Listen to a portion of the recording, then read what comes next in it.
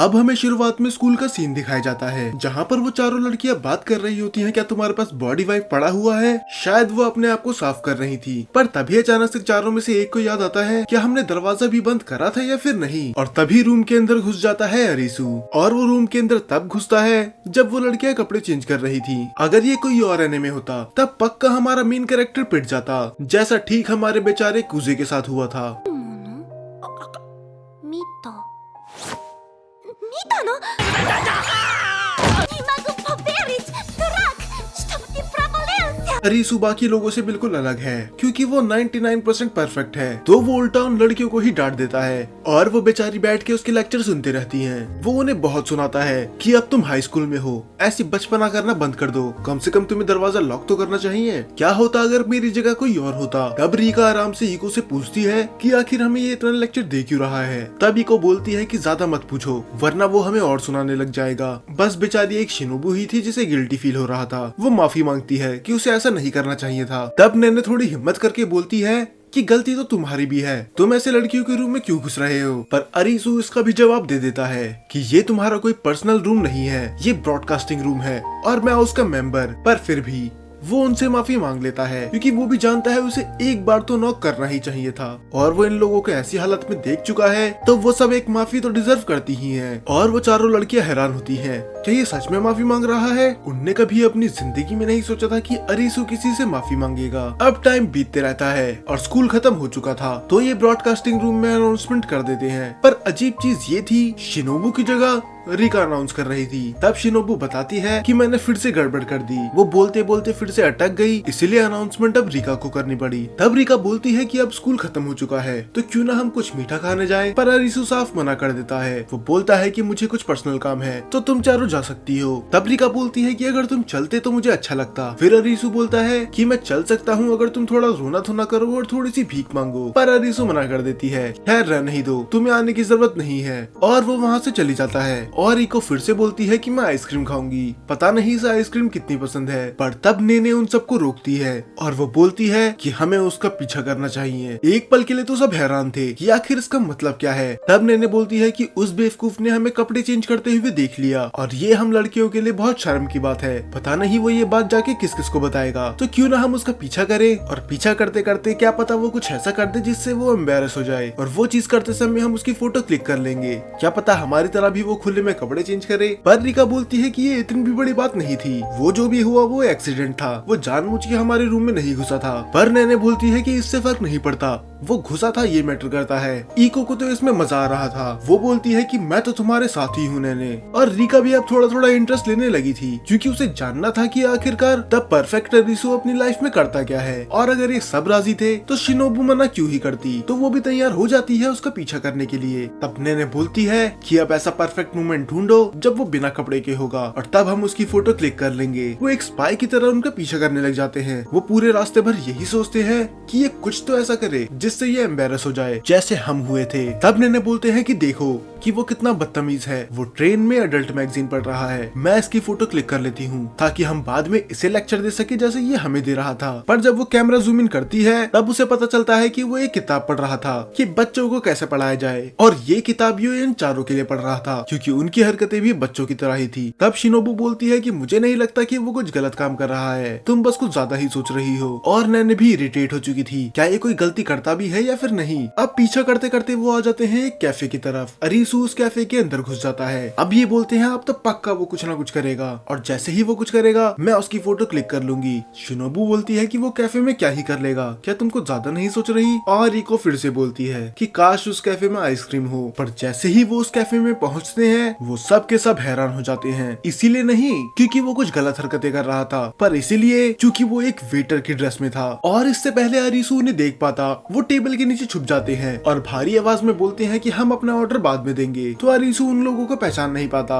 वो चारों फुसफुसा के बातें कर रहे थे कि आखिर ये इधर क्या कर रहा है। ये तो 24 घंटे ये बोलते रहता था ना कि ये अमीर बाप की औलाद है और ये यामाबुकी ग्रुप का फ्यूचर मालिक है। इको बोलती है कि मुझे यकीन नहीं होता इसने झूठ बोला, क्या ऐसा इसने इसलिए करा ताकि ये लड़कियों के बीच में इंप्रेशन बढ़ा सके। किसी को यकीन नहीं आता क्या द परफेक्ट अरीसू एक वेटर का काम करता है। तब वो उसकी बातें सुनते हैं शॉप के मालिक के साथ, जहाँ पर अरीसू उससे बोल रहा होता है कि वो इस बार एक्स्ट्रा काम करेगा क्योंकि उसे पैसों की जरूरत है। है और वो चारों सुन के तो और हैरान हो जाते हैं कि अमीर तो छोड़ो, ये तो गरीबों में भी गरीब है, इसे यहाँ पर ओवर टाइम करना पड़ रहा है। मुझे तो लगता था कि ये कोई रिच खानदान से है। पर तब दुकान का मालिक भी सेम चीज बोलता है कि पर तुम ये काम क्यों कर रहे हो, तुम तो अमीर हो ना। और तब अरीसू बोलता है कि मैं अमीर नहीं हूँ, वो मेरे फादर हैं और मैं उनके पैसों का यूज नहीं करना चाहता, चाहे वो कितने भी अमीर क्यों ना हो। अगर मुझे कुछ चीज चाहिए तो उसके लिए मैं खुद कमाऊंगा, ना कि मैं किसी और की मनी पे डिपेंड रहूंगा। और ये सुन के वो चारों बहुत ज्यादा इम्प्रेस हो जाते हैं कि इतना अमीर होने के बाद भी ये अपने बाप का पैसा यूज नहीं कर रहा। तब वो कैफे वाला उससे फिर से पूछता है, पर तुम्हें इतनी भी क्या जरूरत है पैसों की कि तुम एक्स्ट्रा काम कर रहे हो। तब वो बताता है कि उसे ऑडियो इक्विपमेंट चाहिए ब्रॉडकास्टिंग रूम के लिए, जिसके लिए मुझे कमाने होंगे 1 मिलियन येन, जो लगभग इंडियन रुपीज में 5,70,000 रुपए के बराबर होते हैं। और वो चारों फिर से हैरान होते हैं कि हमें तो लगा था कि ये पैसा ये स्टॉक मार्केट से कमाएगा या फिर अपने डैड से लेगा, पर ये इतना काम क्या बस ये हमारे लिए कर रहा है। तब वो चारों फिर से उनकी बातें सुनने लग जाते हैं जब दुकानदार उन्हें बोलता है कि आखिर तुम अपना पैसा बर्बाद क्यों कर रहे हो,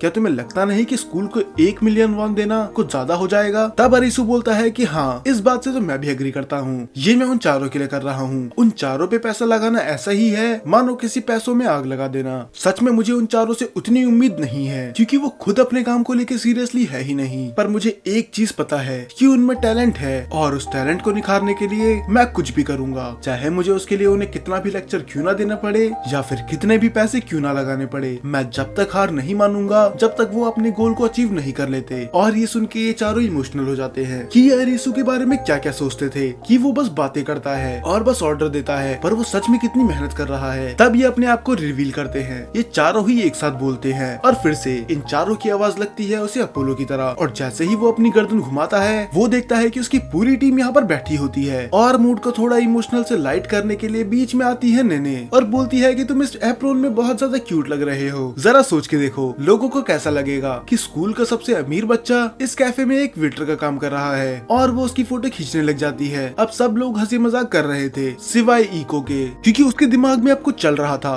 अब सीन शिफ्ट होता है अगले दिन की तरफ जहाँ पर ब्रॉडकास्टिंग रूम में वो कुछ कर रहा था और उसके दिमाग में एक ही चीज चल रही थी कि अपोलो के पास मेरी कन्फेसिंग वीडियो पड़ी हुई है और अब तो इनके पास ये भी वीडियो आ गई कि मैं एक कैफे में काम करता हूँ। हालांकि इसमें कोई शर्म की बात नहीं है, पर हमारा स्कूल इसे अलाउ नहीं करता, तो अगर इन्हें पता चल गया कि मैं बाहर काम कर रहा हूँ तो ये मुझे स्कूल से निकाल देंगे। अब ये पक्का चारों के चारों मुझे ब्लैकमेल करेंगे। मेरा तो सारा और ही माइनस हो गया। पर अचानक से ही रूम में एंटर हो जाती है ईको और अरीसू बोलता है, क्या तुम मुझे ब्लैकमेल करने आई हो? तुम चाहे किसी को भी बता दो, मुझे फर्क नहीं पड़ता। तब ईको बोलती है कि मैं तुम्हें ब्लैकमेल करने नहीं आई, अब मुझे तुम्हारी एक एम्बैरेसिंग मोमेंट पता चल गई तो अब तुम्हारे साथ मैं भी एक शेयर कर सकती हूँ। और वो रूम को लॉक कर देती है। तब ईको बताती है कि जैसे तुम जानते ही हो कि मुझे वीटीविंग करते हुए बहुत टाइम हो चुका है, पर अब मुझे ऐसा लग रहा है कि मैं आगे बढ़ ही नहीं पा रही, मेरे सब्सक्राइबर बस एक जगह पे ही रुक गए हैं। तब अरीसू बताता है कि हाँ, मैंने भी नोटिस किया था और मैं लाइव स्ट्रीम में तुम्हारे कमेंट देख के बता सकता हूँ कि शायद लोग तुमसे अब बोर हो चुके हैं, और वो हो भी क्यों ना, तुम बस 5 सेकंड की स्ट्रीम करती हो,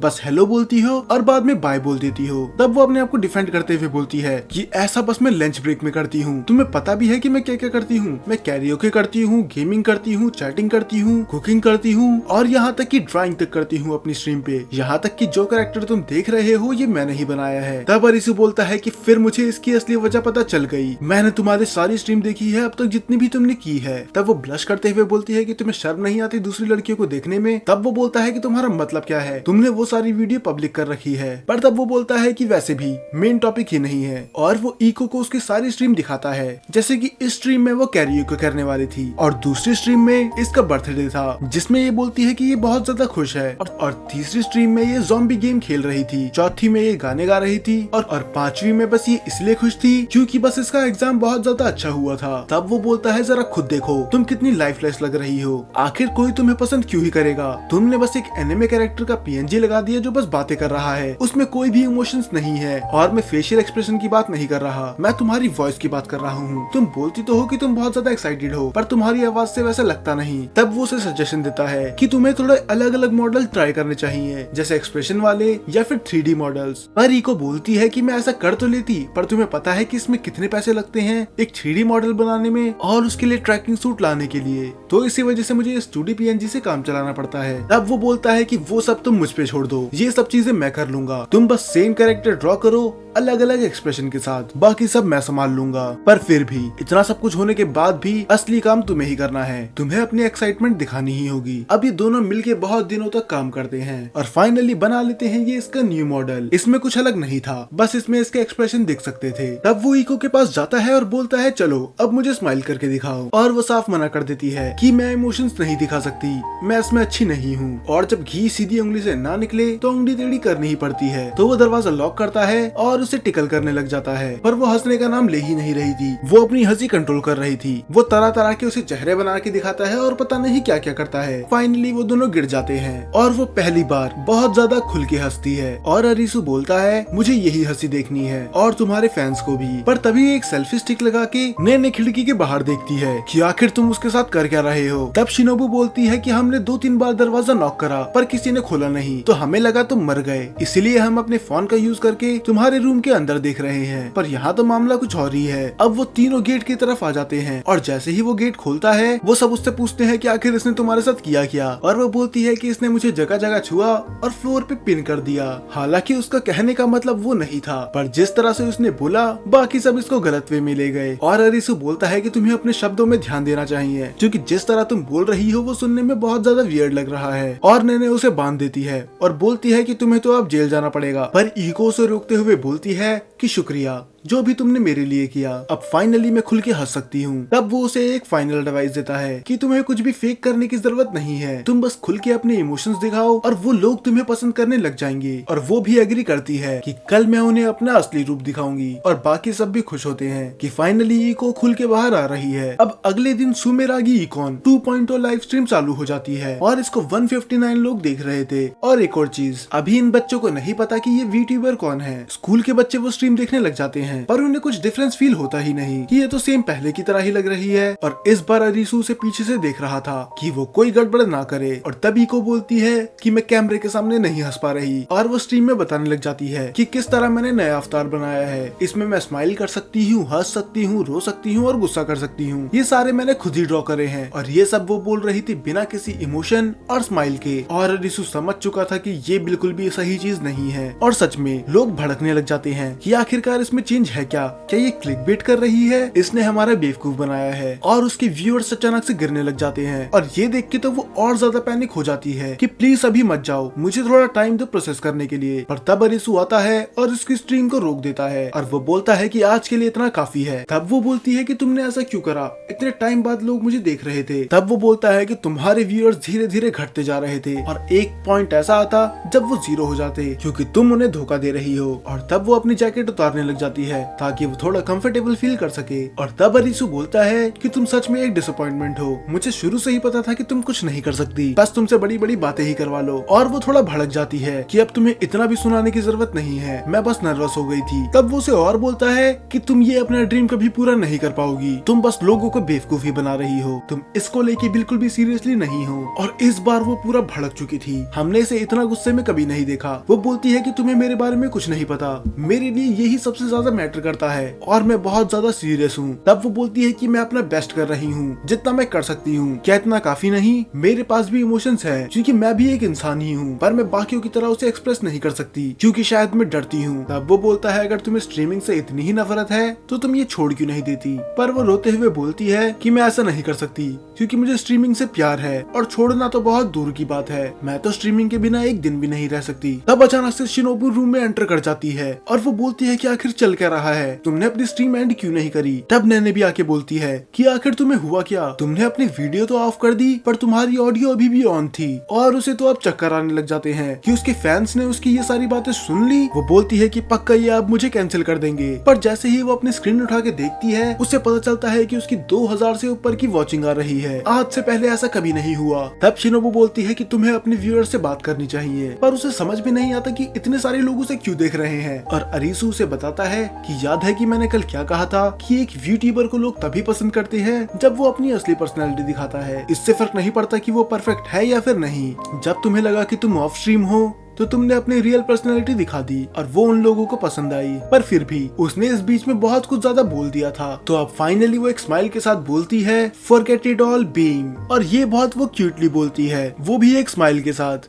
जिसे देख के तो पूरे स्कूल के लड़के पागल हो जाते हैं कि ये सच में कितनी ज्यादा क्यूट है, और पूरी चैट भी पागल हो जाती है उसका ये नया रूप देख के। पर वो तभी स्ट्रीम एंड कर देती है क्योंकि वो अभी भी बहुत ज्यादा नर्वस ही थी, और स्कूल खत्म होने से पहले वो अरीसो को भी फिर से कॉल करती है, और सीधा कॉल नहीं, वो करती है उसके साथ प्राइवेट लाइव स्ट्रीम जिसमें उसका कैरेक्टर उसे दिख रहा था। तब वो बोलती है कि तुम मुझे नॉर्मल वीडियो कॉल क्यों नहीं कर रही। तब वो बोलती है कि मैं तुम्हें बस थैंक्स कहना चाहती हूँ, मुझे पता है कि ये तुमने जानबूझ के किया, तुमने जानबूझ के मेरी ऑडियो ऑन रखी और मुझे इतना उकसाया कि मैं भड़कने पे मजबूर हो जाऊं, और तुम्हारे वजह से ही मैं अपना असली रूप उन्हें दिखा पाई, तो फिर से शुक्रिया। मैं तब तुम्हारे सामने नहीं बोल पाई। पर तब वो बोलता है तुम्हारी स्माइल बहुत ज्यादा क्यूट है, पर वो तुम्हारी रियल स्माइल के सामने कुछ नहीं है। अब अरीसो हैरान होता है कि ये फिर से इमोशनलेस क्यों हो गई, क्योंकि उसे उसके कोई भी एक्सप्रेशन नहीं दिख रहे थे। पर सच्चाई तो ये थी कि उसने अपना मुंह छुपा के रखा था, तो वो कैरेक्टर उसके इमोशन को ट्रैक नहीं कर पा रहा था। उसका पूरा का पूरा मुंह लाल हो चुका था। उसे समझ में नहीं आता कि अरीसो से बात करते समय उसे ऐसा फील क्यों हो रहा है। और इसी के साथ ये वाला एपिसोड यहाँ पर खत्म हो जाता है, और इसका अगला एपिसोड आएगा अगले हफ्ते।